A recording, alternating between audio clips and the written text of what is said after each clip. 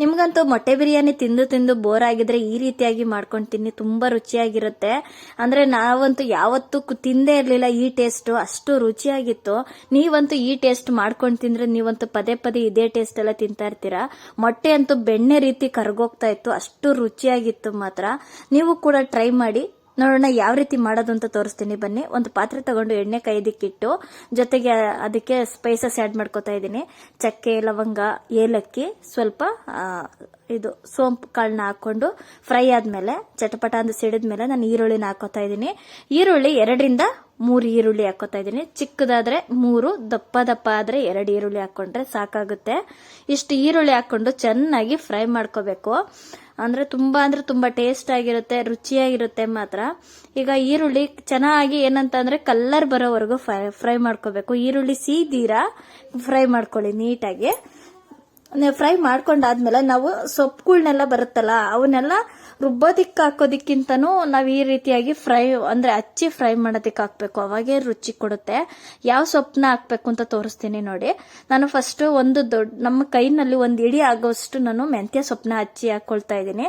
ಮೆಂತ್ಯ ಸೊಪ್ಪು ಹಾಕೋದ್ರಿಂದ ಒಳ್ಳೇದು ಕೂಡ ಆರೋಗ್ಯಕ್ಕೂ ತುಂಬಾ ಚೆನ್ನಾಗಿರುತ್ತೆ. ಮೆಂತ್ಯ ಸೊಪ್ಪು ಚೆನ್ನಾಗಿ ಫ್ರೈ ಮಾಡ್ಕೊಳ್ಳಿ. ಸ್ವಲ್ಪ ಎಣ್ಣೆನಲ್ಲಿ ಚೆನ್ನಾಗಿ ಫ್ರೈ ಆಗ್ಬೇಕು. ನಾವು ಪುದೀನಾನ ಕಡಿಮೆ ಹಾಕೋಬೇಕು, ಜಾಸ್ತಿ ಪುದೀನ ಹಾಕೋಕ್ ಹೋಗ್ಬಾರ್ದು. ಅಂದ್ರೆ ಕಡಿಮೆ ಪುದೀನ ಹಾಕೊಳ್ಳಿ. ಸ್ವಲ್ಪ ಅಂದ್ರೆ ಒಂದ್ ಸ್ವಲ್ಪ ಹಾಕೊಂಡ್ರೆ ಸಾಕಾಗುತ್ತೆ. ಕೊತ್ತಂಬರಿ ಸೊಪ್ಪುನು ಕೂಡ ಒಂದು ಅರ್ಧ ಹಿಡಿಯಷ್ಟು ಹಾಕೊಳ್ತಾ ಇದ್ದೀನಿ ನಾನು. ಅಷ್ಟು ಹಾಕೊಂಡು ಚೆನ್ನಾಗಿ ಫ್ರೈ ಮಾಡ್ಕೋಬೇಕು. ಈ 3 ಸೊಪ್ಪುಗಳು ಕೂಡ ಎಣ್ಣೆನಲ್ಲಿ ಫುಲ್ ಚೆನ್ನಾಗಿ ಫ್ರೈ ಆಗ್ಬೇಕು, ಅವಾಗ್ಲೇ ಟೇಸ್ಟ್ ಕೊಡುತ್ತೆ. ಈ ಮೊಟ್ಟೆ ಬಿರಿಯಾನಿ ಅಂತೂ ನಾವಂತೂ ಯಾವತ್ತೂ ಈ ತರ ಟೇಸ್ಟ್ ತಿಂದೇ ಇರ್ಲಿಲ್ಲ, ಅಷ್ಟು ರುಚಿಯಾಗಿತ್ತು ಮಾತ್ರ. ನೀವು ಒಂದ್ಸಲ ಕೊನೆವರೆಗೂ ವಿಡಿಯೋ ನೋಡಿ ಯಾವ ರೀತಿ ಮಾಡ್ತೀನಿ ಅಂತ ನೀವು ಒಂದ್ಸಲ ಮಾಡ್ಕೊಂಡು ತಿನ್ನಿ, ನಿಮ್ಗೆ ಗೊತ್ತಾಗುತ್ತೆ ಹೇಗಿತ್ತು ಅಂತ. ನೋಡಿ ಇವಾಗ ನಾನು ಅಕ್ಕಿನ ಮಾಮೂಲಿ ಸೋನಾ ಮಸೂರಿ ಅಕ್ಕಿ ತಗೊಂಡಿದ್ದೀನಿ ನಾನು. ನೀವು ಯಾವ ತರ ಅಕ್ಕಿ ಬೇಕಿದ್ರು ಕೂಡ ತಗೊಳ್ಬಹುದು. ಅಂದ್ರೆ ಬಿರಿಯಾನಿ ರೈಸ್ ಆದ್ರೂ ತಗೊಳ್ಬಹುದು, ಬಾಸುಮತಿ ರೈಸ್ ಆದ್ರೂ ತಗೊಳ್ಬಹುದು.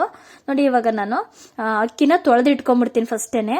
ಅಷ್ಟು ಈಗ ಮಸಾಲ ರುಬ್ಕೊಳ್ಳೋದಕ್ಕೆ ಜಾರ್ಗೆ 1 ಟೊಮೊಟೊ ಹಣ್ಣು, ಜೊತೆಗೆ ಗ್ರೀನ್ ಕಲರ್ ಬರೋದಕ್ಕೆ ಅನ್ಬಿಟ್ಟು ನಾನು ಪಾಲಕ್ ಸೊಪ್ಪು ಹಾಕೊಂಡ್ರೆ ಒಳ್ಳೇದು ಅನ್ಬಿಟ್ಟು ಪಾಲಕ್ ಸೊಪ್ಪು ಹಾಕೊಳ್ತಾ ಇದ್ದೀನಿ, ಗ್ರೀನ್ ಕಲರ್ ಬಿರಿಯಾನಿಗೋಸ್ಕರ. ಅಂದ್ರೆ ಟೇಸ್ಟ್ ಕೂಡ ಅಷ್ಟೇ ಚೆನ್ನಾಗಿರುತ್ತೆ. 1 ಇಡಿಯಷ್ಟು ನಾನು ಬೆಳ್ಳುಳ್ಳಿನ ಹಾಕೊಳ್ತಾ ಇದ್ದೀನಿ. 1 ಇಡಿಯಷ್ಟು ಬೆಳ್ಳುಳ್ಳಿ ಹಾಕೊಂಡಿದ್ದೀನಿ. ಜೊತೆಗೆ ಅದಕ್ಕೆ ಇವಾಗ ಸ್ವಲ್ಪ ಅಂದ್ರೆ 4-5 ಹಸಿರುಮೆಣಸಿನ್ಕಾಯಿ 4 ಹಾಕೊಂಡಿದ್ದೀನಿ ನಾನು. ಖಾರಕ್ಕೆ ಎಷ್ಟು ಬೇಕು ನೋಡ್ಕೊಂಡು ನಾನು ಹಾಕೊಂಡಿದ್ದೀನಿ. ಮೀಡಿಯಂ ಆಗಿದೆ ನಮಗೆ ಖಾರ. ನಿಮ್ಗೆ ಇನ್ನು ಖಾರ ಜಾಸ್ತಿ ತಿನ್ನೋರು ಇನ್ನೂ 1-2-3 ಹಸಿರುಮೆಣಸಿನ್ಕಾಯಿನ ಜಾಸ್ತಿನೇ ಹಾಕೊಳ್ಳಿ. ನಮಗೆ ಇಷ್ಟು ಖಾರ ಸಾಕು, ಹಂಗಾಗಿ ನಾನು 4 ಮೆಣಸಿನ್ಕಾಯಿ ಹಾಕಿರೋದು. ಮಕ್ಕಳು ಎಲ್ಲ ತಿನ್ನೋದಕ್ಕೋಸ್ಕರ ನಾನು ಕಡಿಮೆನೆ ಹಾಕೊಳ್ತೀನಿ, ಮಕ್ಕಳು ಖಾರ ಆದ್ರೆ ತಿನ್ನಲ್ಲ ಅನ್ಬಿಟ್ಟು. ಸ್ವಲ್ಪ ಶುಂಠಿ ಹಾಕೊಳ್ತಾ ಇದ್ದೀನಿ, 2 ಇಂಚಷ್ಟು ಶುಂಠಿ, 1 ಈರುಳ್ಳಿ ಹಾಕೊಳ್ತಾ ಇದ್ದೀನಿ. ನೀವು ಬೇಕಿದ್ರೆ ಇದಕ್ಕೆ ರುಬ್ಬೋದಕ್ಕೆ ಸಾಂಬಾರ್ ಈರುಳ್ಳಿ ಇದ್ರೆ ಅದನ್ನು ಹಾಕೊಳ್ಳಿ, ತುಂಬಾ ಚೆನ್ನಾಗಿರುತ್ತೆ ಟೇಸ್ಟ್. ನುಣ್ಣಗೆ ರುಬ್ಕೊಂಡ್ ಬರ್ತೀನಿ ನೋಡಿ, ಈ ತರ ನುಣ್ಣಗೆ ರುಬ್ಕೊಂಡ್ ಬರ್ಬೇಕು. ಅಷ್ಟರಲ್ಲಿ ನೋಡಿ ಈ ರೀತಿಯಾಗಿ ಸೊಪ್ಪುಗಳು ಈ ಕಲರ್ ಬರೋವರೆಗೂ ಫ್ರೈ ಆಗಿರ್ಬೇಕು. ಸಣ್ಣ ಊರಿನಲ್ಲೇ ಆದಷ್ಟು ಮೀಡಿಯಂ ಆಗಿ ಸಣ್ಣ ಊರಿನಲ್ಲೇ ಫ್ರೈ ಮಾಡ್ಕೊಳ್ಳಿ.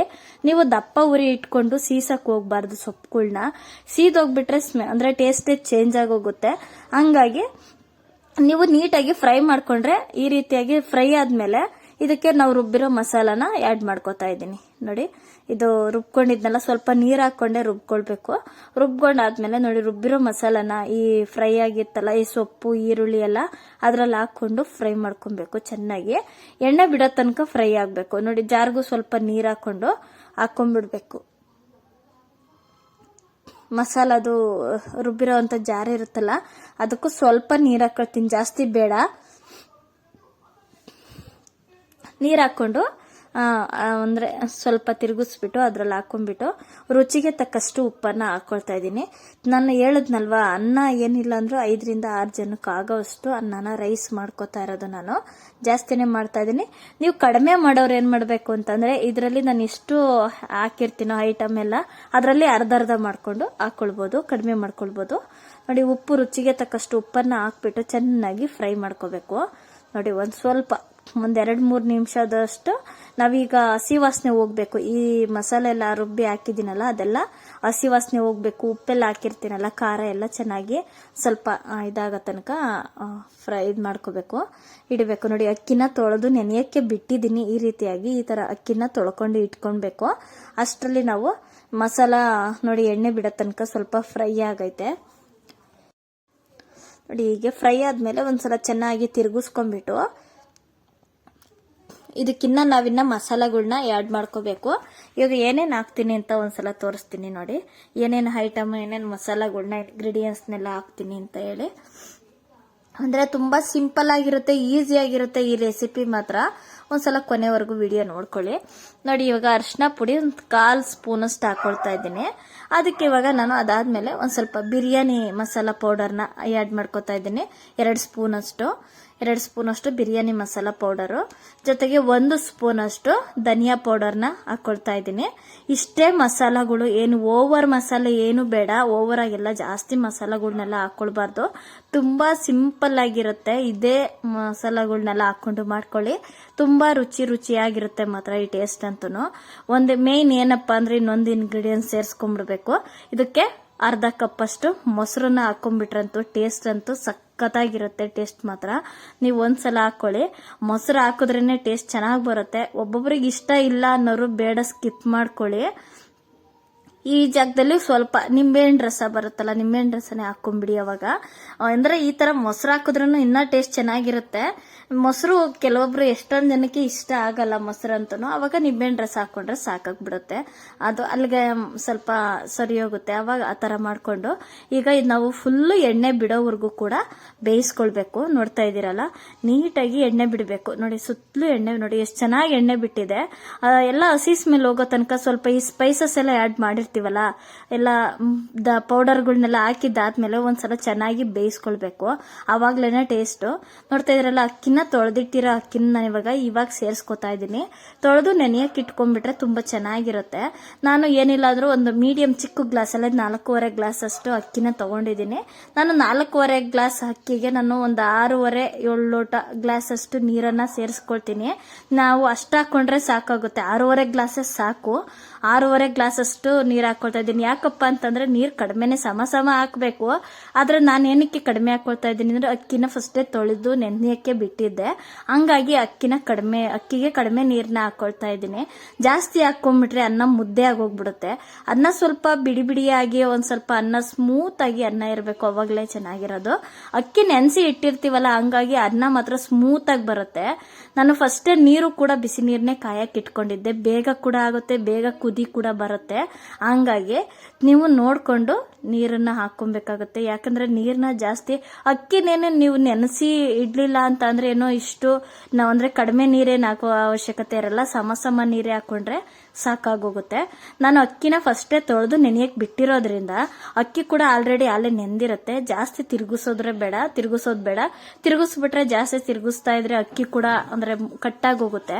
ಹಂಗಾಗಿ ನಾನು ಫಸ್ಟೇ ಆ ನೆನ್ಸಿಟ್ಟಿರೋ ಅಕ್ಕಿ ಹಾಕಿರೋದ್ರಿಂದ ಸ್ವಲ್ಪ ಜಾಸ್ತಿ ತಿರುಗಿಸೋಕ್ ಹೋಗಲ್ಲ.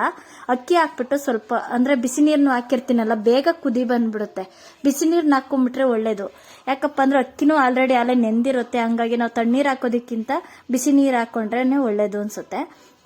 ಹಂಗಾಗಿ ನಾನು ಯಾವುದಕ್ಕೂ ಆಲ್ರೆಡಿ ನಾನು ಎಷ್ಟೊಂದಕ್ಕೆಲ್ಲ ನಾನು ಬಿಸಿ ನೀರೇ ಜಾಸ್ತಿ ಹಾಕೋದು, ಬೇಗನೂ ಕೂಡ ಆಗುತ್ತೆ. ಹಂಗಾಗಿ ನೋಡಿ, ಈಗ ಅಕ್ಕಿ ಹಾಕಿದ್ಮೇಲೆ ನಾವು ಒಂದ್ ಸ್ವಲ್ಪ ಕುದಿ ಬಂದ್ಮೇಲೆ ತಟ್ಟೆ ಮುಚ್ಚಿ ಇಟ್ಬಿಡ್ಬೇಕು.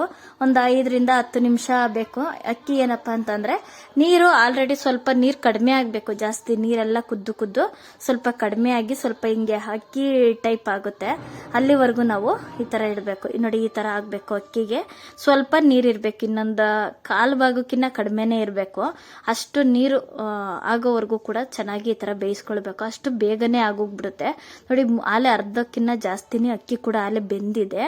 ಈ ಅದ ಬಂದ ಮೇಲೆ ನಾವು ಮೊಟ್ಟೆನ ಒಂದೊಂದಾಗಿ ಮೊಟ್ಟೆಗಳನ್ನೆಲ್ಲ ಒಡೆದು ಸೇರಿಸ್ಕೋಬೇಕಾಗುತ್ತೆ. ಈ ರೀತಿಯಾಗಿ ಮೊಟ್ಟೆ ಒಡೆದು ಸೇರಿಸ್ಕೊಳ್ಳೋದ್ರಿಂದ ತುಂಬಾ ರುಚಿ ಬರುತ್ತೆ. ಟೇಸ್ಟ್ ಅಂತೂ ಸಖತ್ತಾಗಿರುತ್ತೆ. ಅನ್ನ ಮಾತ್ರ ನಾವೇ ಇದೇ ಫಸ್ಟ್ ಟೈಮ್ ನಾನು ಕೂಡ ಮಾಡ್ಕೊಂಡಿದ್ದು. ಅಂದ್ರೆ ಮಾಡ್ಕೊಂಡು ಅನ್ನ ರೈಸ್ ಆಗಿದ್ಮೇಲೆ ಎಷ್ಟು ಬೇಗ ಖಾಲಿ ಆಯ್ತು ಅಂದ್ರೆ ಅಷ್ಟು ಬೇಗ ಖಾಲಿ ಆಯ್ತು. ಅಷ್ಟು ಟೇಸ್ಟ್ ಚೆನ್ನಾಗಿತ್ತು. ಅದಕ್ಕೆ ನಾನು ಹೇಳ್ತಾ ಇದ್ದೀನಿ, ನೀವು ಕೂಡ ಒಂದ್ಸಲ ಟ್ರೈ ಮಾಡ್ಕೊಳ್ಳಿ ಈ ರೀತಿಯಾಗಿ ಅಂತ.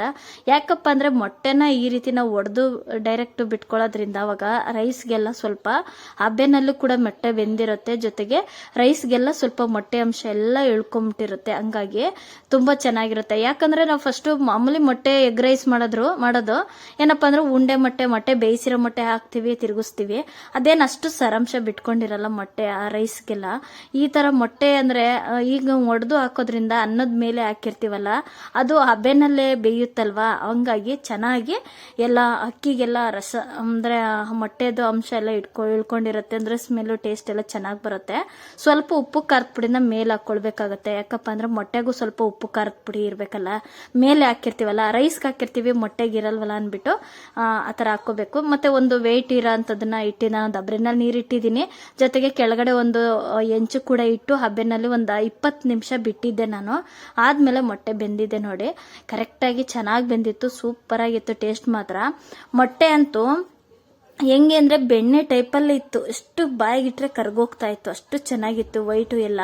ನೋಡ್ತಾ ಇದ್ರಲ್ಲ, ಅನ್ನ ಅಂತೂ ರೈಸ್ ಮಾತ್ರ ಸಖತ್ತಾಗಿತ್ತು. ಅಂದರೆ ನಾವು ಹಂಚು ರೊಟ್ಟಿ ಹೆಂಚಿತ್ತಲ್ಲ, ಅದನ್ನು ಕೆಳಗಡೆ ಇಟ್ಬಿಟ್ಟು ಅದ್ರ ಮೇಲೆ ನಾನು ದಬ್ರಿ ಇಟ್ಟು ಅದ್ರ ಮೇಲೆ ಒಂದು ಅಂದರೆ ವೆಯ್ಟ್ ಇರೋ ಅಂಥದ್ದು ಏನಾದರೂ ಇಟ್ಟರೆ ಆಗುತ್ತೆ. ನಾನೊಂದು ದಬ್ರಿನಲ್ಲೇ ನೀರು ತುಂಬಿಸಿ ಇಟ್ಟಿದ್ದೀನಿ. ಇಟ್ಟು ನೋಡಿ ಈಗ ತಿರುಗಿಸಿದ್ದೀನಿ. ಹೀಗೆ ನೋಡಿ ಅನ್ನ ತೆಕ್ಕೊಂಡಿದ್ದೀನಿ. ಮೊಟ್ಟೆಗಳಂತೂ ಅಷ್ಟು ಚೆನ್ನಾಗಿತ್ತು, ಟೇಸ್ಟ್ ಮಾತ್ರ ಸಖತ್ತಾಗಿತ್ತು, ಬಿಸಿ ಬಿಸಿ ಇತ್ತು ನೋಡಿ. ಅಂದರೆ ಈ ರೀತಿ ಮಾಡಿಕೊಂಡು ಬಿಸಿ ಬಿಸಿನೇ ಇರುವಾಗೆ ತಿನ್ಕೊಳ್ಳಿ, ತುಂಬ ಚೆನ್ನಾಗಿರುತ್ತೆ ನೋಡಿ. ಈಗ ಇದಕ್ಕೆ ಮೊಸರು ಬಜ್ಜಿ ಹಾಕ್ಕೊಂಡು, ಈ ರೈಸ್ ಜೊತೆಗೆ ಮೊಸರು ಬಜ್ಜಿ ಹಾಕ್ಕೊಂಡು ತಿಂತಾ ಇದ್ರೆ ತುಂಬ ಟೇಸ್ಟ್ ಮಾತ್ರ ಸಖತ್ತಾಗಿತ್ತು. ಅಂದರೆ ರುಚಿ ನೋಡ್ತಾ ಇದ್ರಲ್ಲ, ಮೊಟ್ಟೆ ನೋಡಿ ಕಟ್ ಮಾಡಿದ ತಕ್ಷಣ ಕಟ್ ಆಗ್ತೈತೆ, ಎಷ್ಟು ಚೆನ್ನಾಗೈತೆ, ಸ್ಮೂತಾಗಿ ಹಬ್ಳುತ್ತೈತೆ ನೋಡಿ. ಮೊಟ್ಟೆ ಅಂತೂ ಬೆಣ್ಣೆ ಥರ, ನೀವು ಬಾಯಿಗೆ ಇಟ್ರೆ ಅಂತ ಕರಗೋಗುತ್ತೆ, ಅಷ್ಟು ರುಚಿಯಾಗಿರುತ್ತೆ ಮಾತ್ರ ನೋಡಿ. ಉಪ್ಪು ಖಾರದ ಪುಡಿ ಎಲ್ಲ ಸ್ವಲ್ಪ ಮೇಲೆ ಹಾಕಿದ್ನಲ್ಲ, ಸ್ವಲ್ಪ ಸ್ಪೈಸಸ್ ಎಲ್ಲ ಸಖತ್ತಾಗಿತ್ತು ಮಾತ್ರ. ತುಂಬ ರುಚಿ. ನೀವು ಒಂದ್ಸಲ ಟ್ರೈ ಮಾಡ್ಕೊಳ್ಳಿ, ನಿಮಗೆ ಗೊತ್ತಾಗುತ್ತೆ. ನೀವು ಮತ್ತೆ ಇದೇ ಥರನೇ ಮಾಡ್ತಾ ಇರ್ತೀರಾ. ಅಷ್ಟು ಅಂದರೆ ನಾವು ತಿಂದಿರೋದಕ್ಕೆ ಹೇಳ್ತಾ ಇದ್ದೀನಿ, ಅಷ್ಟು ರುಚಿಯಾಗಿತ್ತು ಅಂತನಾ. ಹಂಗೆ ಹೊಸಬ್ರು ಯಾರಾದರೂ ನನ್ನ ವಿಡಿಯೋ ನೋಡ್ತಾ ಇದ್ರೆ ಇನ್ನೂ ಸಬ್ಸ್ಕ್ರೈಬ್ ಮಾಡ್ಕೊಂಡಿಲ್ಲ ಅಂತಂದರೆ ಈ ನನ್ನ ಯೂಟ್ಯೂಬ್ ಚಾನಲ್ಗೆ ಸಬ್ಸ್ಕ್ರೈಬ್ ಮಾಡ್ಕೊಳ್ಳಿ. ಹಂಗೆ ಕೊನೆವರೆಗೂ ವಿಡಿಯೋ ನೋಡಿ, ಯಾರು ಎಲ್ಲೂ ಸ್ಕಿಪ್ ಮಾಡ್ದಿರಾ. ಎಲ್ರಿಗೂ ನಮಸ್ಕಾರ. ನಾನು ಮುಂದಿನ ವಿಡಿಯೋದಲ್ಲಿ ಸಿಗ್ತೀನಿ. ಹಂಗೆ ಕೊನೆಯದಾಗಿ ಇನ್ನೊಂದ್ಸಲ ಹೇಳ್ತಾ ಇದ್ದೀನಿ, ಮತ್ತೆ ನನ್ನ ಯೂಟ್ಯೂಬ್ ಚಾನಲ್ನ ಹೊಸಬ್ರು ಯಾರಾದರೂ ನನ್ನ ವಿಡಿಯೋ ನೋಡ್ತಾ ಇದ್ರೆ ಇನ್ನೂ ಸಬ್ಸ್ಕ್ರೈಬ್ ಮಾಡ್ಕೊಂಡಿಲ್ಲ ಅಂತಂದರೆ ನನ್ನ ಚಾನಲ್ಗೆ ಸಪೋರ್ಟ್ ಕೂಡ ಮಾಡಿ, ಹಂಗೆ ಸಬ್ಸ್ಕ್ರೈಬ್ ಕೂಡ ಮಾಡ್ಕೊಳ್ಳಿ ಅಂತ ಹೇಳ್ತಾ ಇದ್ದೀನಿ.